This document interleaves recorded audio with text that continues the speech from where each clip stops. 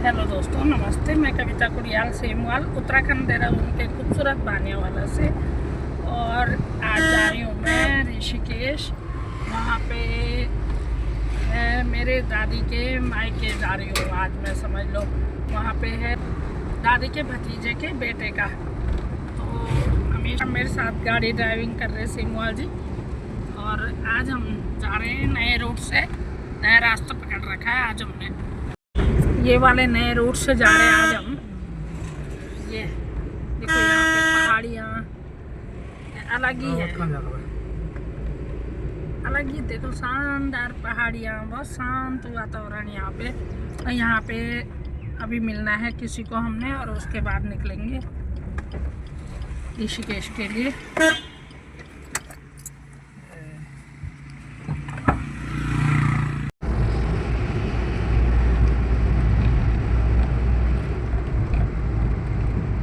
नया रूट है ये, बिल्कुल नया रास्ता।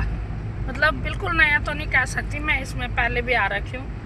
पर हमेशा जैसे उस रास्ते से जाते थे देहरादून ऋषिकेश वाले से, उससे ना जाके आज ये इस रूट से ले जा रहे हैं। भोजपुर वाला रास्ता है ये। यहाँ पे पहले अपना काम करना है कुछ। और सामने सुंदर सुंदर पहाड़ी, और ये देखो मस्त पीपल का पेड़। इस समय कितना अच्छा लगता है।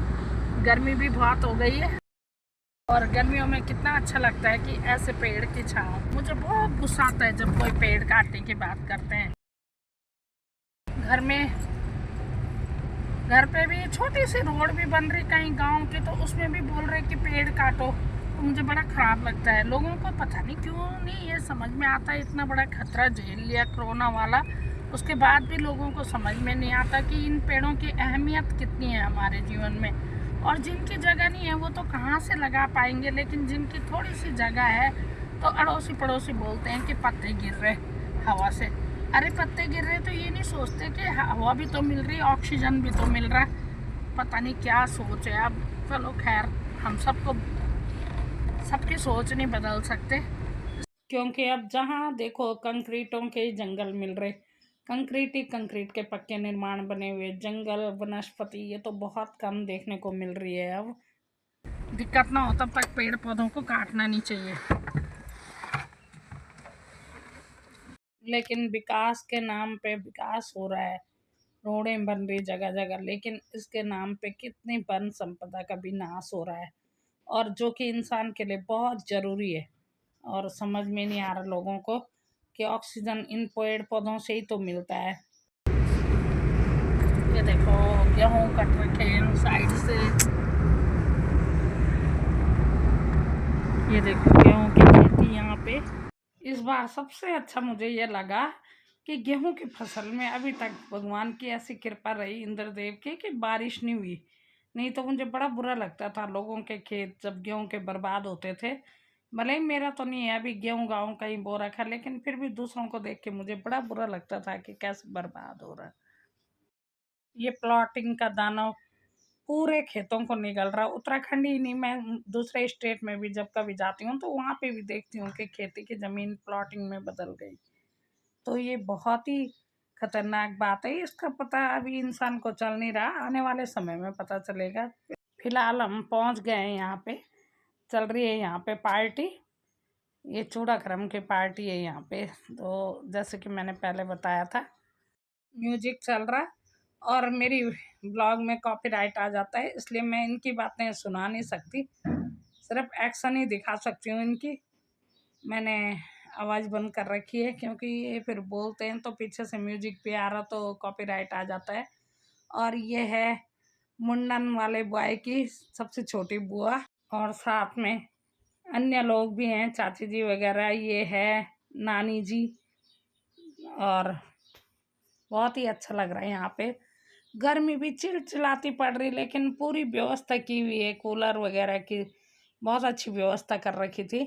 और पेड़ पौधे भी बढ़िया लगा कि इन्होंने थोड़ा बहुत पेड़ पौधे यहाँ पे बचा रखे हैं अपने। ये देख के मुझे बहुत, ये है दादी के भतीजे और इन्हीं के बेटे का है मुंडन आज।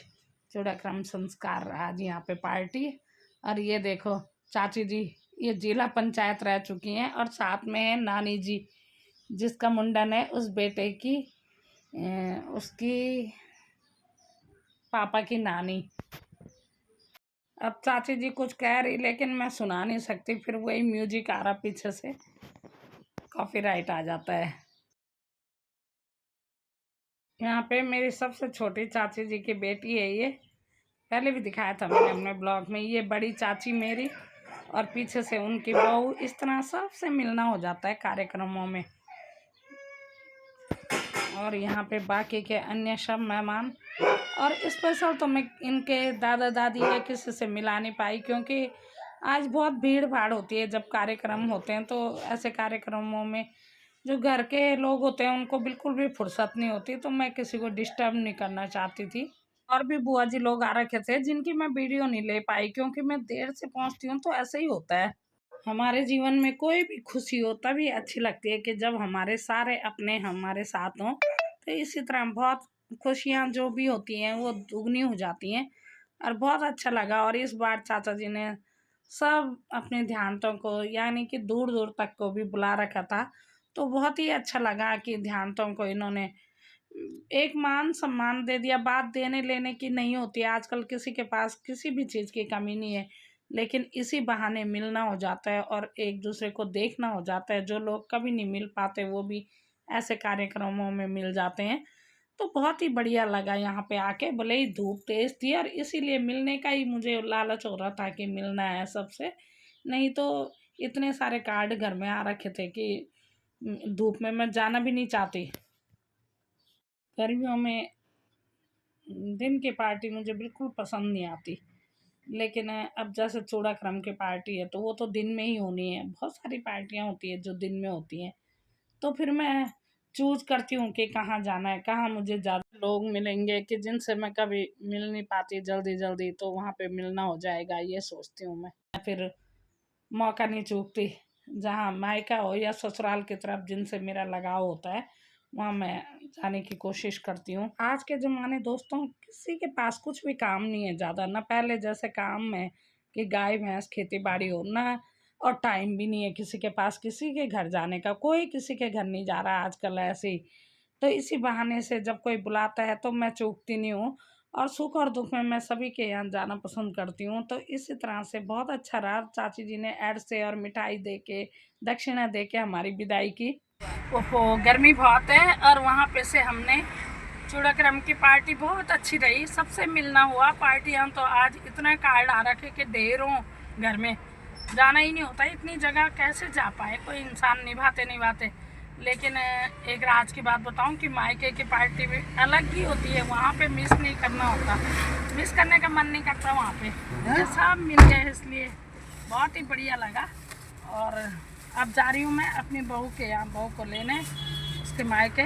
ये थी दोस्तों मेरे आज की चूड़ाक्रम के पार्टी का ब्लॉग।